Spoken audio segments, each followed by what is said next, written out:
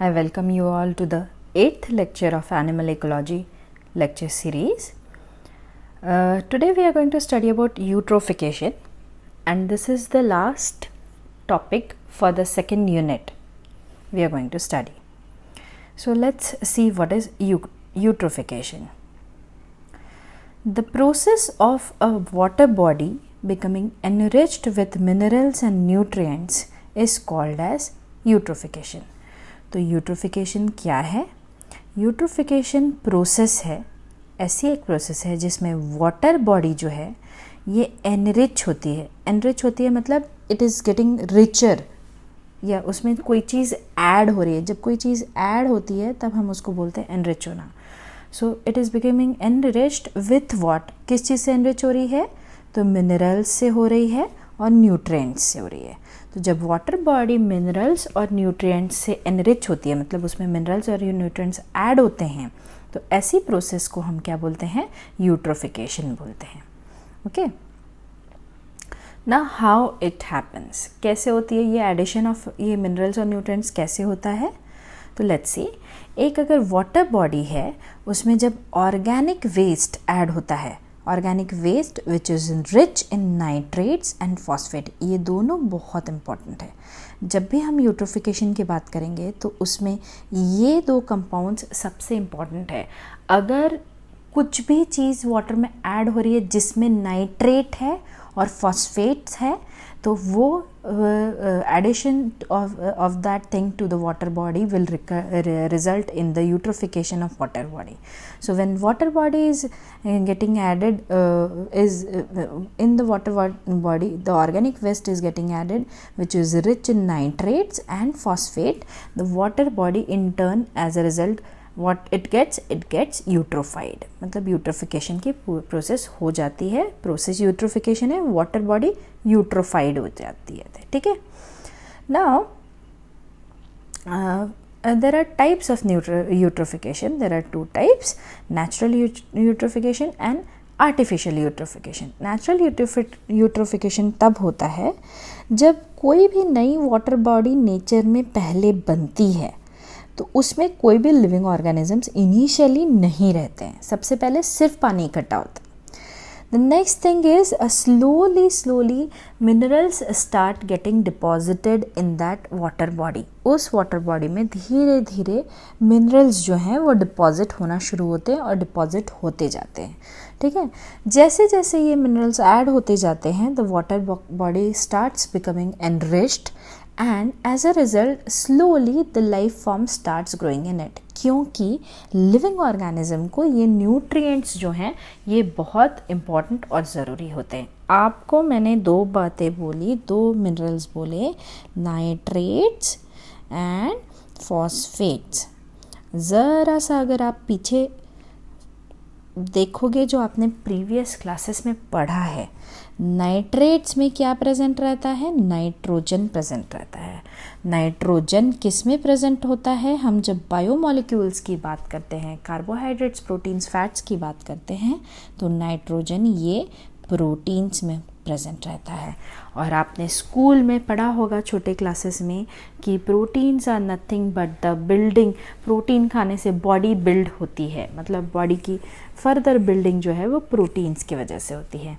So now you can understand why the nitrates and phosphate minerals addition would result in enrichment of the water body, and as a result जैसे जैसे water body enrich होते जाती है वैसे वैसे उसमें life form जो है वो बढ़ती है. ये natural process के बारे में बात कर रही हूँ. I am just telling you what happens naturally. Now let's see the second type, that is artificial eutrophication. अच्छा, नेचुरल यूट्रोफिकेशन को 100 और मोर ईयर्स लगते हैं नेचुरली होने के लिए. जब मोर ईयर्स लगते हैं. नेचुरल जो है वो एक्सेसिव लेवल पे नहीं होता है, नॉर्मल लाइफ सस्टेनिंग लेवल तक होता है. एक आर्टिफिशियल यूट्रोफिकेशन जो है वो ह्यूमन या मैन मेड ह्यूमन इंटरवेंशन की वजह से होता है, जो नेचुरल नहीं है. और इसका रिजल्टेंट जो है यूट्रोफिकेशन का वो अच्छा नहीं रहता है या पॉजिटिव नहीं रहता है। नेचुरल में पॉजिटिविटी रहती है क्योंकि ऑर्गेनिजम्स ग्रो करते हैं, आर्टिफिशियल में एक्चुअली उल्टा। See anything in excess will not be good. Something is good for us, but if we do it in excess it will never be good. Like we say that there is a golden centre for everything, जिसको हम बोलते हैं स्वर्ण मध्य, कि कोई भी चीज़ एक moderate level तक ठीक है, ना कम होनी चाहिए और ना ही ज़्यादा होनी चाहिए। जैसे अगर कम है, नेचुरल में हमने बात की थी, इनिशियली नहीं रहती है, कम है तो लाइफ सस्टेनिंग नहीं होता है। और आर्टिफिशियल में अब हम बात करने वाले हैं आगे, अभी मैं आपको एक्सप्लेन करूँगी कि एक्सेसिव हो जाने की वजह से भी लाइफ फॉर्म्स जो हैं वो नहीं एग्जिस्ट कर पाते हैं। तो एकदम ज़्यादा भी नहीं और एकदम कम भी नहीं, मॉडरेट होनी चाहिए चीज़ें। तो let's see what are the effects which are caused by the eutrophication. अब एक बात मैं आपको इधर क्लियर कर दूं कि जब भी हम अब ये वर्ड यूट्रोफिकेशन यूज़ करते हैं तब हम आर्टिफिशियल यूट्रोफिकेशन की ही बात कर रहे हैं, हम नेचुरल यूट्रोफिकेशन की बात नहीं कर रहे हैं। तो अब ये artificial eutrophication that is human intervention की वजह से ये जो यूट्रोफिकेशन हो रहा है उसके इफ़ेक्ट्स क्या होते हैं, we will see. The first effect, first step यही होता है कि कैसे जब ऐड होने लगे मिनरल्स ज़्यादा, तो स्टेप 1 क्या होता है, एक्सेसिव ग्रोथ ऑफ अलगा।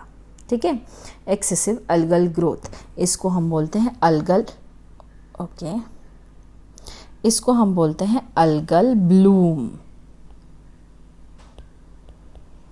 अलगल ब्लूम मतलब ऐसे एक वो, जैसे हम चाय पीते हैं, चाय ठंडी हो जाती है तो उसके ऊपर एक परत कैसे आ जाती है मलाई की, वैसे ये पानी के सरफेस के ऊपर एक परत, एक लेयर जैसे फॉर्म करता है, and that is called as algal bloom. क्योंकि ये अलगे से बना है इसलिए अलगल ब्लूम, मतलब वो पूरा कवर कर रहा है, इसलिए हम उसको अलगल ब्लूम बोल रहे हैं। You can see the algal Bloom here also. okay, you can see the water is completely, this has become, the water has become green, पूरा ग्रीन दिख रहा है हमको यहाँ पे फिर भी इस पास बीच बीच में जगह है, यहाँ तो पूरा completely कवर हो गया है।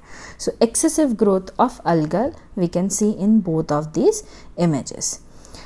Now next is, that was step 1, that, अच्छा स्टेप 1 में भी वो हमने स्टेप 1A बोला है, अभी हम स्टेप 1B देखने वाले हैं कि एक तो पार्ट होता है स्टेप 1 में कि अलगा ग्रोथ होता है, it is a type of plant, I mean phytoplankton, and next is excessive growth of water plants. ठीक है, वाटर प्लांट्स कुछ जो है वो बहुत ज़्यादा ग्रो होते हैं, जैसे वाटर हायसिंथ। वाटर हायसिंथ ये एक ऐसा प्लांट है जो ओवरली पोल्यूटेड या यूट्रोफाइड वाटर बॉडी में हमको दिखता है। If you go and if you see the regions near the bridge of Godavari river, since we are located in Nasik, I am talking about Godavari river। अगर आप bridges पे जाओगे, connecting bridges पे Godavari river के, तो आपको ये water hyacinth वाला प्लांट बहुत क्लियरली दिखेगा। फ्यू इयर्स बैक ये नहीं दिखता था, बट अब ये दिखने लगा है। इसी का मतलब है ऑर्गेनिक वेस्ट जो है एडिशन हमारे रिवर में हमने शुरू किया है। And yes, organic waste addition, sewage water addition, few years back we had started dumping our sewage waste in the Godavari river, and since then this water hyacinth is very clearly seen in certain regions of the Godavari। Excuse me। Now what I want to bring it to your notice कि जब ये हम sewage water नहीं डालते थे तब हमको Godavari river में ये वाटर हायसिंथ वैसे नहीं दिखता था, the river was clean. But now since we are adding the organic waste we can see the river getting eutrophied. The second example is of duckweed. Okay ना, आप कुछ जगहों पे जाओगे तो आप देखोगे कि पानी के सरफेस के ऊपर ये पूरा ऐसे ग्रीन दिखेगा, जिसको हम अलगल ब्लूम बोल रहे थे। कहीं कहीं पे ये अलगल ब्लूम ही रहता है, ऐसा ज़रूरी नहीं है। ये दूसरा एक तरह का प्लांट है, that is called as duckweed. If you can see in this image, you can see some red small leaf like structures, very small. आपको पता है ये जो डकवीड जहाँ रेड रंग की रहती है वहाँ पे वो लेक ही रेडिश दिखता है, या लेक नहीं एक्चुअली पॉन्ड्स छोटे छोटे रहते हैं जो हमको रेडिश दिखते हैं। और ये ना आपको देखने का बेस्ट एग्जाम्पल है जिन एरियाज़ के पास जनरली आई डोंट नो क्या लॉजिक है, but I have observe this कि जिन मंदिरों के पास इस तरह के छोटे पॉन्ड्स या डिचेस या इस तरह की चीज़ें रहती है ना, वहाँ ये दिखता है। आप त्र्यंबकेश्वर जाओगे तो त्र्यंबकेश्वर जाते समय रास्तों में लगने वाले छोटे छोटे पॉन्ड्स जो हैं उसमें आपको ये दिखेगा। So these are the two common plants which show the excessive addition of nutrient materials. So first one is water hyacinth and the second one is duckweed. Now the step 2, this was step 1, that is what? Excessive growth. Step 1 was excessive growth, step 1A was excessive growth of alga, step 2 was excessive growth of other plants like water hyacinth and duckweed. Now step 2 is depletion of oxygen. अब क्या होता है, इतने सारे plants grow कर रहे हैं, as a result water में का जो ऑक्सीजन है वो कम होते जाता है। मैं वाटर के ऑक्सीजन की बात कर रही हूँ। I am talking about when I am saying depletion of oxygen, I am talking about dissolved oxygen. Okay, क्यों ये कम होता है, डिजॉल्व्ड ऑक्सीजन कम क्यों हो जाता है? आप इमेजिन करो ये वाटर की सरफेस है और ये वाटर के सरफेस के ऊपर पूरा कवर कर लिया अलगल ने, तो यहाँ से वाटर का में से एयर में से मिक्स होने के लिए ऑक्सीजन को जगह ही नहीं है। डिज़ोल्व कैसे होता है oxygen? How the oxygen is getting dissolved inside in the water because of the function of the air current से ये जब ऊपर नीचे होता है तो मिक्सिंग होती है। पर now the surface is completely covered with the algal bloom, so there is no scope for mixing of air into the water and oxygen जो है वो डिज़ोल्व हो सके। बबलिंग हो ही नहीं सकता है, बबल्स जो बनते हैं, बबल्स जितना होंगे उतना ऑक्सीजनेटेड रहेगा water, so it cannot occur, hence the dissolved depletion in oxygen, dissolved oxygen content occurs.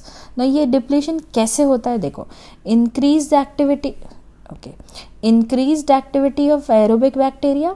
एक तो एरोबिक बैक्टीरिया जो है वो ऑलरेडी वाटर में का जो ऑक्सीजन है they will be utilising, and excessive growth of algal and surface plant. Surface plant बोल रही हूँ मैं, सरफेस प्लांट जान के बोल रही हूँ क्योंकि सरफेस प्लांट जो है वो कवर कर देंगे पूरा सरफेस को, इसलिए surface plants.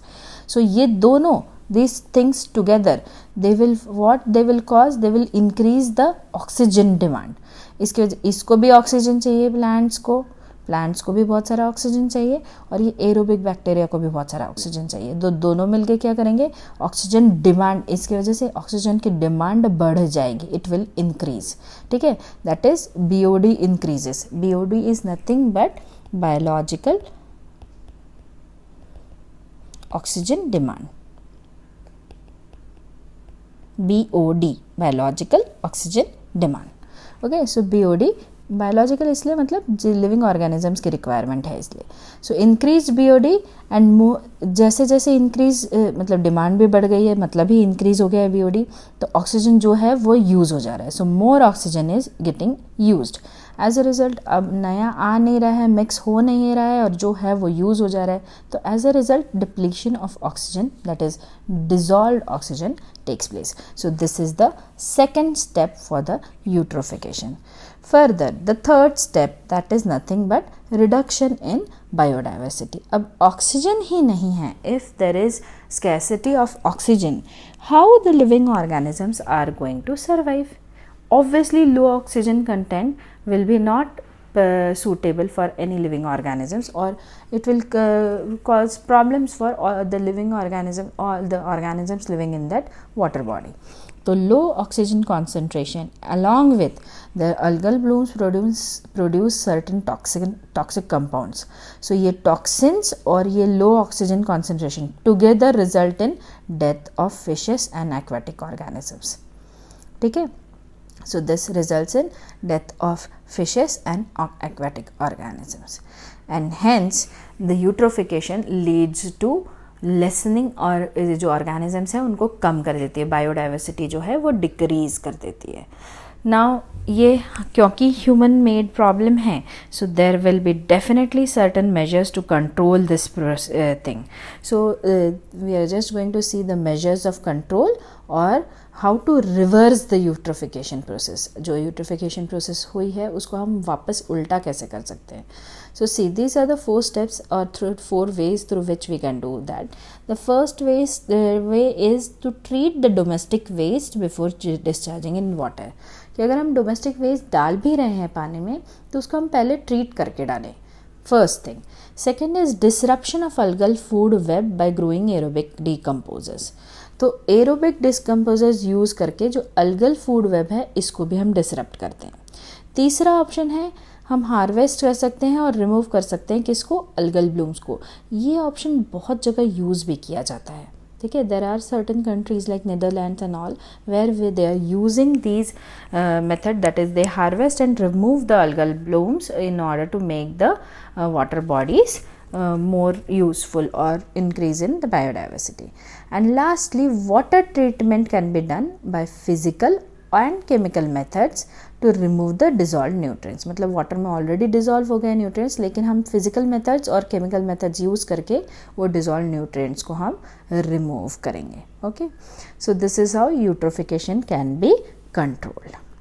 I hope you have understood the process of eutrophication and how we can control it, how it happens and how we can control it. And there is a compulsory assignment again which you have to appear for. This is the link for that. If you have any doubts or queries, feel free to contact me through WhatsApp or email ID, or you can also log on to my blog, or you can contact me through the discussion forum or comment section of blog. Thank you.